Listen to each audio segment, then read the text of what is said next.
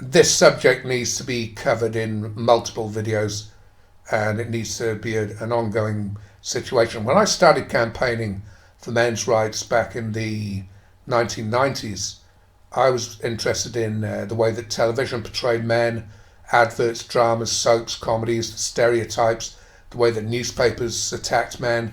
And I didn't know much about domestic violence or boys' education, but I was sent a copy of a magazine, now defunct unfortunately, Male View, and the editor said, take a look at boys' education. And there was an article there, and the only thing I can remember from this article, it was so long ago, was the name Dr. Spencer Holland, and he'd been invited over from the United States. He's an educational psychologist, and he took one look into the British educational system, and hence the title of the video, We Are Betraying an Entire Generation of Boys. Well, that generation have already been betrayed. They're unemployed, or they're in jails, or all sorts of misfortunes have happened to them. And it's not only going on, it's not only an ongoing thing, the massive bias against boys, the bigotry, the incredible amount of help that has been given to girls and women, financed by the taxpayer, by private funding, by companies, particularly in the STEM fields. It's going to take me video after video after video to even scratch at the surface. So I'll just do the best I can today. This is just a little bit of a starter. Dr. Spencer Holland, I wouldn't normally mention the colour of someone's skin, but he happens to be black, and the reason I mention that is because he specialises in helping African American boys. And I've got an article here, which I found online. Academic programs targeting black boys fall off, but some predict a resurgence. Well, and this is from 2004. Well, I don't know about that. And it may be this article may be from a long time ago, but it shows what success can be achieved when people actually put their minds to it, and guys like Dr. Spencer Holland. Anyway, I'll leave a link in the comment section and just give you a little bit of the article. So regarding Dr. Holland's efforts here, it says here he poured his energy into 2 Baltimore City public schools. The educational psychologist reorganized classes, separating out some of the rowdiest first grade boys in the predominantly African American schools. He installed African American male teachers and volunteers in the boys' classrooms.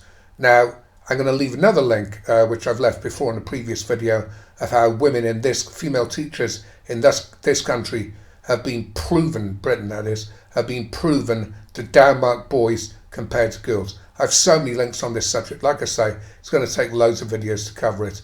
Anyway, it says here, within 1 year, the students' standardized test scores at one of the schools, George G. Kelson Elementary School, jumped from the bottom quarter to the top quarter in the city.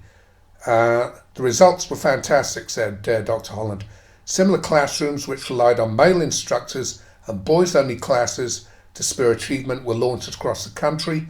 More than 500 of them opened between the late 1980s and mid-90s, said Dr. Bobby Austin, the former director of the African American Men's Initiative at the Kellogg Foundation. Most were funded through a combination of private and public grants and donations. And I'm just going to skip down here. They mentioned that the funding dried up by 1994, and others followed, so you can read it yourself, others followed to the curriculum graveyard. At least half of the programs designed to help black boys succeed academically were dropped, many in the last 5 years. Apathy among African Americans, a lack of funding, that's the main thing, and perception that the single-race, single-sex programs were a resegregation effort hurt, said this chap Austin, Dr. Bobby Austin. And it also mentions here, and this is where I'll leave this particular part of it, groups like NAACP, the National Organization for Women and Children's Defense Fund, led the opposition in the early 1990s. Okay, let's leave that there and skip to something else. This is despite the fact that Dr. Holland's methods proved to work, opposed by the National Organization for Women. I wonder, are they going to oppose all the female organisations for girls and women only, in STEM fields in particular? Are any of these feminist organisations going to oppose that? I'd be amazed.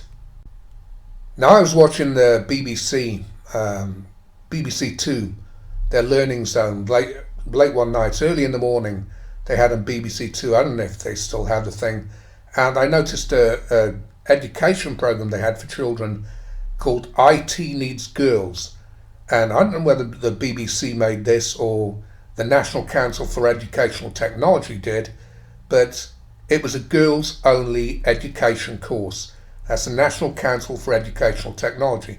You can find them on Wikipedia. They're now defunct, thank God. And I wrote, IT Needs Girls, information technology. This is total sex discrimination. This was when I started realising the enormity of the amount of sex discrimination going on in Britain against boys, and this was back in the 90s, and it's got worse and worse and worse, as I'm going to prove and show in further videos. And the MCT, which was a Coventry-based educational quango, I wrote to the then chief executive, Mike Littlewood, complaining about this, saying, what do you think you're doing? This is blatant sexism. He wrote back to me, and I retain his letter, by the way, it's in my files somewhere. He wrote back to me and said that Conservative MPs and Labour MPs supported this sex discrimination. Not that that's how he described it, but that's what it was. He didn't name them, but he also said that the then Equal Opportunities Commission supported it as well.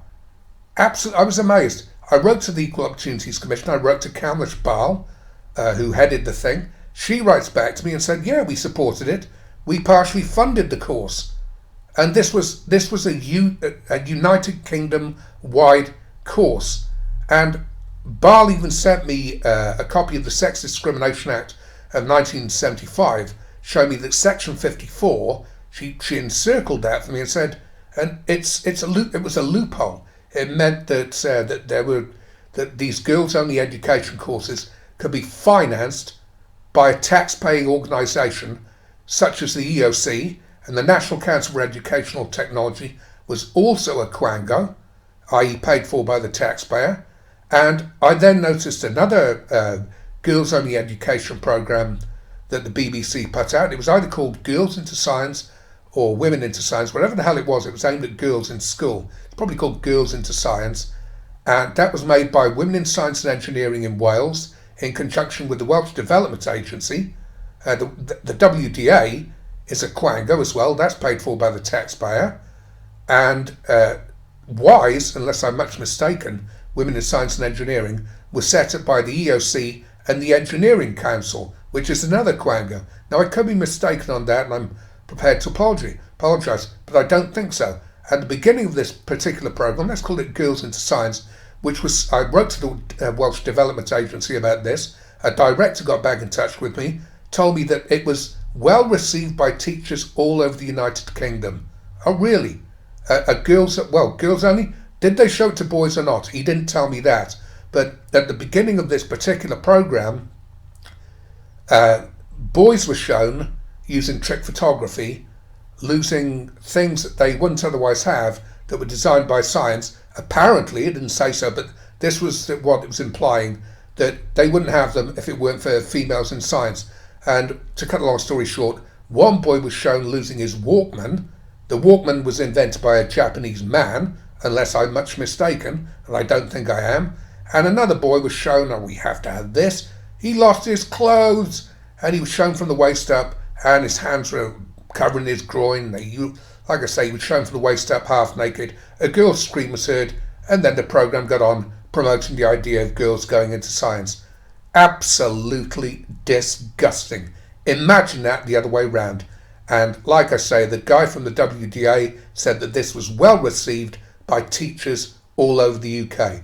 This is my first video which is going to become a series on education, the education or the maleducation these days, because this was a long time ago, but it's ongoing and it's getting even worse. So I'm going to make some more videos about this. That's just a little intro.